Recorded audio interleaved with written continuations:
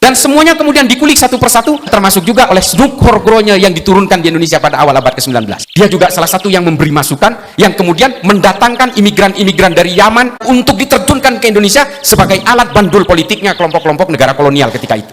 Dan kemudian diglorifikasi bahwa Indonesia ini adalah bagian dari protektorat Kekaisaran Utsmani. Sementara di sisi lain, ada kelompok yang bernama Wali Songo, kemudian kita kenal ini, berusaha mengislamkan banyak orang di Indonesia. Jadi kalau ada yang bilang Habib Utsman ini dipengaruhi Sunan Kudron itu datang belakangan. Bukan dipengaruhi, tapi koleganya, kolega. Walaupun misalnya katakanlah Sunan Kudronnya ini datang belakangan, dijemputlah sama beliau, surat menyurat dulu. Memang ada murasalah, ada surat menyurat antara Habib Utsman dengan Sunan Kudron sebelum Sunan Kudron datang di Jakarta. Kalau Raja Aceh dulu, Sultan Aceh dulu, disurati sama Ratu Wilhelmina, suratnya dirobek, menolak kerjasama apapun alasannya. Pantang bagi kami untuk menerima perintah daripada penjajah. Pantang bagi kita untuk bekerja sama dengan penjajah. Itu Bung di Aceh, Bung.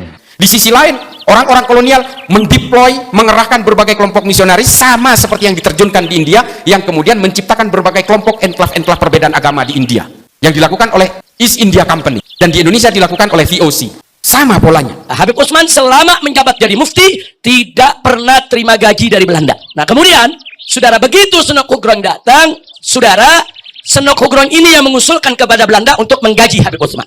Kalau bukan Habib, kalau ngaku Habib, itu bikin malu. Jo, jangan ngaku keturunan Nabi, Jo ya. Banyak kok katanya kiai-kiai yang nasabnya itu disembunyikan. Halo, kalau emang Habib, kenapa nggak dari dulu aja bilang Habib, udah kelar. Gitu. Kalau misalkan Sayyid, ya udah dari dulu aja panggil Sayyid. Ya memang disembunyikan, ada sebabnya. Kenapa? Ya karena perang lah, Beb. Ini sudah dari zaman dulu. Kalau ngaku sebagai Furiahnya Wali Songo, ngaku ulama, ditangkap, dibunuh. Beda sama Njit Nyantung. Njit Nyantung itu kan teman akrabnya Sunan Horgonya. Sahabat baik, Mufti Batavia. Dibayar tiap bulan 100 gulden sama Belanda. Sepertujuh gajinya Sunan Horgonya. Mengapa mereka kemudian berusaha mengacak-acak kita dengan bandul politik yang disebut dengan the shifting strategy of global game ini? Ini yang kita alami hari ini. Akar-akar politik berideologi kekerasan inilah kemudian yang menjadi berbagai hantu kita hari ini. Dari berbagai kerentanan-kerentanan agama yang dijadikan sebagai tunggangan-tunggangan politik untuk mencapai tujuan kekuasaannya. Siap serbu istana, siap serbu istana, siap ambil alih kekuasaan, takbir, siap berjihad, siap berjihad. Terciptanya Al-Qaeda, ISIS, dan berbagai organisasi teror di Indonesia, JI, JAD, JAK, JAT, JAS, MMI, MIT, MIB, NII, Khilafatul Muslimin. Ini semua karena punya cita-cita politik daulah khilafah. Kelompok FPI juga ingin menegakkan khilafah. Bahwa Al-Khilafah adalah bagian daripada ajaran Islam. Al-Khilafah sekali lagi adalah merupakan bagian daripada ajaran Islam. Jadi nggak mesti nunggu 20 tahun, nggak mesti nunggu 30 tahun, enggak. 2019, kalau kita bisa rebut secara konstitusional, maka tahun 2020 syariat Islam sudah bisa jalan di Indonesia. Siap bersatu? Siap bersaudara? Siap rebut Indonesia? Takbir! Yang mengatasnamakan Habib-Habib dan sebagainya. Dan ini kemudian memecah belah. Para habaib ini datang ke Indonesia dengan menggunakan basis dasarnya tasawuf, kerendah hatian, tapi hari ini gara-gara politik, para habaib juga berpolitik dan saling mencaci maki satu sama lain. Politik semua Pak yang merusak. Siap turunkan Jokoduk, siap turunkan Jokoduk, siap lancarkan Jokoduk, takbir. Makanya kemudian pemecah belahan itu terjadi di sini. Semua bermain, dan kita semua hari ini orang-orang Islam yang betul-betul bego, mau aja dikasih infiltrasi ideologi semacam ini. Mereka merasa ingin memberdayakan, ingin menjayakan Islam, padahal mereka sedang dalam jebakan Batman. Kami adalah majikan kalian, kami adalah pemilik bangsa, kami adalah pemilik kedaulatan Indonesia. Bahwa semua agama mengalami kerentanan kekerasan-kekerasan yang berbasis radikal, ekstrim, dan teror ketika mereka terlibat dalam kepentingan-kepentingan politik.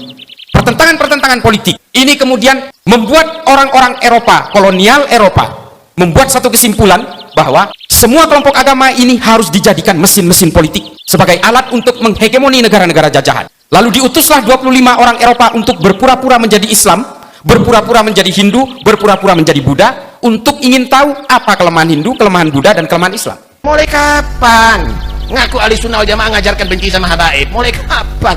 Anda karena hanya kepentingan sesaat, Anda sudah fitnah habaib kemana-mana sekarang. Tanggung jawab nanti sama Rasulullah. Kami dan datuk-datuk kami tidak pernah mengajarkan kebencian kepada siapapun. Kami datang ke Indonesia bukan untuk menjajah kepada Anda, tapi kami datuk-datuk kami semuanya datang kepada Anda untuk mencetak ulama, kiai-kiai ada di Indonesia ini. Datuk kami adalah bukan makan harta Anda. Lihat bagaimana sekarang semuanya. Anda muhibbin, Anda cinta kepada habaib, Anda ada di sini. Tapi habaib bagaimana menghargai Anda? Dipotongkan kambing 100 lebih untuk Anda. Anda datang ke sini bawa apa? Paling gula 1 kilo. Ditemukanlah rahasia kelebihan dan kekurangan dari setiap agama itu. Islam terutama, kemudian dibuat satu kesimpulan bahwa orang Islam jangan sampai berkenalan dengan ilmu pengetahuan. Yang kedua, orang Islam diharuskan untuk diperkenalkan dengan cita-cita politik. Kalau orang Islam ini berkenalan dengan cita-cita politik, maka mereka akan saling tikam sesama orang Islam dan mereka akan saling bunuh sesama orang Islam. Mereka akan cenderung menghabisi siapapun yang berbeda dengan keimanannya. Siap korbankan nyawa demi habaib. Siap korbankan nyawa demi habaib. Siap korbankan nyawa demi habaib. Allahu Akbar. Tidak berjalan. Tidak berjalan. Kita akan berjalan sampai ajal. Saya ingatkan kepada semua umat Islam, siapkan senjatamu, siapkan senjatamu. Kalau besok ada panggilan jihad untuk menghabisi PKI yang ada di mana saja, siap tidak? Siap tidak? Takbir, takbir. Sehingga akhirnya apa? Agama mengalami kerentanan untuk dipakai sebagai alat melegitimasi berbagai perjuangan-perjuangan politik untuk menguasai negara. Apakah di dalam Islam sejarah ini dimulai hari ini? Tidak. Sejak zaman Rasulullah sudah ada kelompok radikal yang diwakili oleh Zulhuwaisirah At-Tamimi.